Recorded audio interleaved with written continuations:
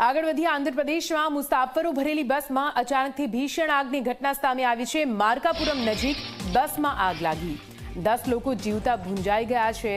અનેક મુસાફરો ગંભીર રીતે ઇજાગ્રસ્ત થયા હોવાની માહિતી સામે આવી રહી છે। આ ભયાનક આગમાં બસ સંપૂર્ણપણે બળીને ખાક થઈ।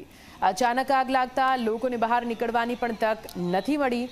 શોર્ટ સર્કિટના કારણે આગ લાગી કે પછી અન્ય કોઈ કારણોસર તે અંગે તપાસ હાથ ધરવામાં આવી છે। અકસ્માત અંગે તપાસની કામગીરી હાથ ધરાઈ છે। પોલીસના જણાવ્યા અનુસાર મોડી રાત્રે બસ અને ટ્રક વચ્ચે ભીષણ ટક્કર થઈ હતી અને જોરદાર ટક્કર બાદ બસમાં ભીષણ આગ લાગી।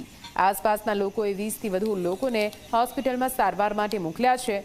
બસ તેલંગાણાના નિર્મલથી નેલ્લોર જવા માટે નીકળી હતી અને થોડી જ ક્ષણોમાં બસ બળીને ખાક થઈ ગઈ। તો આપ જુઓ, ભયાનક દ્રશ્યો સામે આવ્યા છે। બસ કઈ રીતે સળગી ઉઠી, 10 જેટલા લોકો જીવતા ભૂંજાયા।